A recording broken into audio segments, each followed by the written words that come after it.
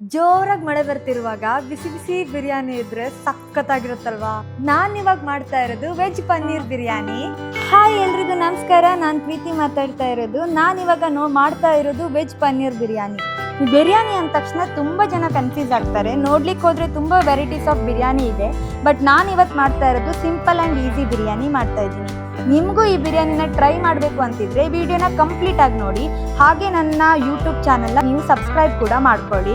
ಹೀಗೆ ನನಗೆ ಸಪೋರ್ಟ್ ಮಾಡಿ. ನನ್ನ ಎಲ್ಲ ವೀಡಿಯೋಸ್ಗಳು ಈ ಯೂಟ್ಯೂಬ್ ಚಾನಲ್ಗಳಲ್ಲಿ ಬರುತ್ತೆ. ಓಕೆ, ಈಗ ಬಿರಿಯಾನಿ ಹೇಗೆ ಮಾಡೋದಂತ ಹೇಳ್ತೀನಿ. ಒಂದು ದೊಡ್ಡದಾಗಿರೋ ಆನಿಯನ್ ತಗೊಳ್ಳಿ, ಇಲ್ಲ ಚಿಕ್ಕದಾಗಿದ್ದರೆ ಒಂದು 2 ಆನಿಯನ್ ತಗೊಳ್ಳಿ, ಒಂದು ಟೊಮೆಟೊ ತಗೊಳ್ಳಿ, ಆಮೇಲೆ 2 ಹಸಿಮೆಣಸು ತಗೊಳ್ಳಿ. ಆನಿಯನ್ ಮತ್ತು ಹಸಿಮೆಣಸನ್ನ ಉದ್ದುದಾಗಿ ಕಟ್ ಮಾಡಿ, ಮತ್ತು ಟೊಮೆಟೊನ ಸಣ್ಣದಾಗಿ ಕಟ್ ಮಾಡಿ ಇಟ್ಕೊಳ್ಳಿ. ಹಾಗೆ ಸ್ವಲ್ಪ ಕೊತ್ತಂಬರಿ ಸೊಪ್ಪು ಮತ್ತು ಪುದೀನ ಸೊಪ್ಪನ್ನು ಕೂಡ ಕಟ್ ಮಾಡಿ ಇಟ್ಕೊಳ್ಳಿ. ಇವಾಗ ಕುಕ್ಕರ್ಗೆ ಸ್ವಲ್ಪ ಆಯಿಲ್ ಹಾಕ್ಕೊಂಡು ಚಕ್ಕೆ, ಲವಂಗ, ಪಲಾವ್ ಎಲೆ ಹಾಕಿ 2 ಮಿನಿಟ್ಸ್ ಫ್ರೈ ಮಾಡ್ಕೊಳ್ಳಿ. ಆನಿಯನ್ ಮತ್ತು ಚಿಲ್ಲಿ ಹಾಕಿ ಅದು ರೆಡ್ ಆಗೋ ತನಕ ಫ್ರೈ ಮಾಡ್ಕೊಳ್ಳಿ. ಆಮೇಲೆ ಟೊಮೆಟೊ ಕೂಡ ಹಾಕಿ ಮಿಕ್ಸ್ ಮಾಡ್ಕೊಳ್ಳಿ. ಎಷ್ಟೋ ಜನ ಇವಾಗ ಹೋಟೆಲ್ ಫುಡ್ನ ಹಾಗೆ ಪ್ಯಾಕೆಟ್ ಫುಡ್ನ ತಿಂತಾರೆ. ಈ ಥರ ಎಲ್ಲ ಮಾಡೋ ಬದಲು ಈಸಿಯಾಗಿ ಮನೆಯಲ್ಲೇ ಮಾಡ್ಕೋಬೋದಲ್ವಾ. ಈಗಂತೂ ಎಲ್ಲ ಇಂಗ್ರೀಡಿಯೆಂಟ್ಸು ಈಸಿಯಾಗಿ ಅವೈಲೇಬಲ್ ಇರುತ್ತೆ. ಅದು ಇಂಡಿಯಾ ಆಗಲಿ ಎನಿ ಅದರ್ ಕಂಟ್ರೀಸ್ ಆಗಿರ್ಬೋದು. ಇನ್ನು ಕುಕ್ಕಿಂಗ್ ಅಂತ ಹೇಗೆ ಮಾಡೋದು ಅಂತ ಬಂದರೆ ಈಸಿಯಾಗಿ ಯೂಟ್ಯೂಬಲ್ಲೇ ಸಿಗುತ್ತೆ. ಅದನ್ನು ನೋಡಿಕೊಂಡು ಯಾವ ಥರ ಫುಡ್ ಬೇಕಾದರೂ ಮನೆಯಲ್ಲೇ ಪ್ರಿಪೇರ್ ಮಾಡ್ಕೋಬೋದಲ್ವಾ, ಏನಂತೀರಾ? ಟೊಮೆಟೊ ಚೆನ್ನಾಗಿ ಬೆಂದಾದಮೇಲೆ ಅದಕ್ಕೆ ಅರ್ಧ spoon coriander powder, chilli powder, garam masala powder, ಬೇಕಿದ್ದರೆ ಅರ್ಧ ಸ್ಪೂನ್ ಬಿರಿಯಾನಿ ಪೌಡರ್ ಕೂಡ ಹಾಕ್ಕೊಳ್ಳಿ. ಸ್ವಲ್ಪ ಸಾಲ್ಟ್ ಹಾಕಿ ಮಿಕ್ಸ್ ಮಾಡ್ಕೊಳ್ಳಿ. ಇನ್ನೊಂದು ಸೈಡಲ್ಲಿ ಒಂದು ಬೌಲ್ ತಗೊಂಡು ಪನ್ನೀರ್ನ ಕಟ್ ಮಾಡಿ ಅದಕ್ಕೆ ಆಯಿಲು, ಚಿಲ್ಲಿ ಪೌಡರ್ ಮತ್ತು ಸಾಲ್ಟ್ ಹಾಕಿ ಮಿಕ್ಸ್ ಮಾಡಿ ಇಟ್ಕೊಳ್ಳಿ. ಈಗ ಹಸಿ ಬಟಾಣಿ ಮತ್ತು ಮ್ಯಾರಿನೇಟ್ ಮಾಡಿಟ್ಟಿರೋ ಪನ್ನೀರ್ನ ಹಾಕಿ 1 ಚಮಚ ತುಪ್ಪ ಹಾಕಿ ಮಿಕ್ಸ್ ಮಾಡ್ಕೊಳ್ಳಿ.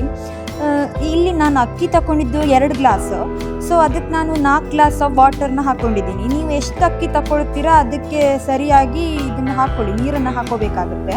ನಾನಿಲ್ಲಿ ಹಾಕಿದ್ದು 2 ಗ್ಲಾಸ್ ಆಫ್ ಅಕ್ಕಿ, ಸೊ ಅದಕ್ಕೆ ಸಮವಾಗಿ 4 ಗ್ಲಾಸ್ ಆಫ್ ವಾಟರ್ನ ಹಾಕ್ಕೊಂಡಿದ್ದೀನಿ.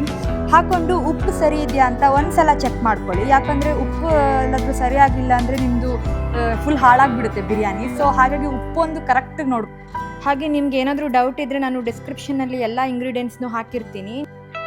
ಎಲ್ರಿಗೂ ಬಿರಿಯಾನಿ ಅಂದರೆ ತುಂಬ ಇಷ್ಟ ಇರುತ್ತೆ. ಅದು ಸಣ್ಣವರಿಂದ ಹಿಡಿದು ವಯಸ್ಸಾಗೋರ ತನಕನೂ ಬಿರಿಯಾನಿನ ತುಂಬ ಇಷ್ಟಪಡ್ತಾರೆ. ಅದರಲ್ಲೂ ನಮ್ಮ ಯಜಮಾನ್ರಂತೂ ಮಧ್ಯರಾತ್ರಿಗೆ ಕೊಟ್ಟರು ಅವ್ರು ಬಿರಿಯಾನಿ ಅಂದರೆ ತುಂಬ ಇಷ್ಟಪಡ್ತಾರೆ. ಆದರೆ ನಾನು ಹೋಟ್ಲಲ್ಲಿ ಯಾವಾಗಲೂ ಬಿರಿಯಾನಿನ ತಿನ್ನೋದನ್ನು ಜಾಸ್ತಿ ಪ್ರಿಪೇರ್ ಮಾಡಲ್ಲ. ಯಾಕಂತ ಹೇಳಿದ್ರೆ ಅದು ತುಂಬ ಅನ್ಹೆಲ್ದಿ ಆಗಿರುತ್ತೆ ಅಂತ. ಆಯಿಲ್ ಹಾಕಿರ್ತಾರೆ, ಸೋಡಾ ಮಿಕ್ಸ್ ಹಾಕಿರ್ತಾರೆ, ಸೊ ಅದು ಅನ್ಹೆಲ್ದಿ ಫುಡ್ ಅಂತ. ಸೊ ಅದನ್ನು ನೀವು ಮನೆಯಲ್ಲೇ ಟ್ರೈ ಮಾಡ್ಬೋದು. ಅದು ವೆಜ್ ಆಗಿರ್ಬೋದು, ನಾನ್ ವೆಜ್ ಆಗಿರ್ಬೋದು. ನಾನು ಇವತ್ತು ವೆಜ್ ಮಾಡಿದ್ದೀನಿ. ಇನ್ನೊಂದು ದಿನ ನಾನ್ ವೆಜ್ ಅಂದರೆ ಚಿಕನ್ ಆರ್ ಮಟನ್ ಬಿರಿಯಾನಿ ಮಾಡೋದನ್ನು ಹಾಕ್ತೀನಿ. ನಾನು ಆವಾಗಲೇ ಹೇಳ್ದಂಗೆ 2 ಗ್ಲಾಸ್ ಆಫ್ ರೈಸ್ಗೆ 4 ಗ್ಲಾಸ್ ಆಫ್ ವಾಟರ್ ತಗೋಬೇಕು. ಅದೆಲ್ಲದನ್ನು ಒಂದು ಕುದಿ ಬರೋ ತನಕ ವೆಯ್ಟ್ ಮಾಡಬೇಕಾಗುತ್ತೆ. ಕುದಿ ಬಂದಾದಮೇಲೆ ಉಪ್ಪು ಸರಿ ಇದೆ ಅಂತ ಇನ್ನೊಂದು ಸಲ ಚೆಕ್ ಮಾಡ್ಕೊಳ್ಳಿ. ಕುಕ್ಕರ್ ಲಿಡ್ನ ಕ್ಲೋಸ್ ಮಾಡಿ 2 ವಿಸಿಲ್ ಹಾಕಿ ಆನಂತರ 10 ನಿಮಿಷ ಬಿಟ್ಟು ಕುಕ್ಕರ್ ಲಿಡ್ನ ಓಪನ್ ಮಾಡಿ ನಿಮ್ಮ ಬಿರಿಯಾನಿ ರೆಡಿಯಾಗಿರುತ್ತೆ. ಮತ್ತು ಟೇಸ್ಟಿಯಾಗಿರೋ ಬಿರಿಯಾನಿನ ನೀವು ತಿನ್ಬೋದು. ಇದೇ ಥರ ನಂಗೆ ಸಪೋರ್ಟ್ ಮಾಡ್ತಾಯಿರಿ. ನಮ್ಮದು ವಿಡಿಯೋ ವ್ಲಾಗ್ನ ನೀವು ನೋಡ್ತಾ ಇರಿ. ಈಗ ಮುಂದಿನ ವಿಡಿಯೋದಲ್ಲಿ ಸಿಗೋಣ. ಬಾಯ್.